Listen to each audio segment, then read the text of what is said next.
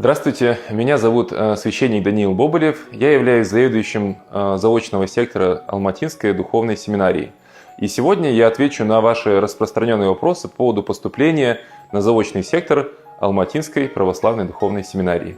Заочное обучение в Алматинской духовной семинарии, как, впрочем, во всех других духовных школах, подходит для лиц, находящихся в сане, это диаконам, священникам или монашествующим, а также некоторым другим людям, отвечающим следующим критериям.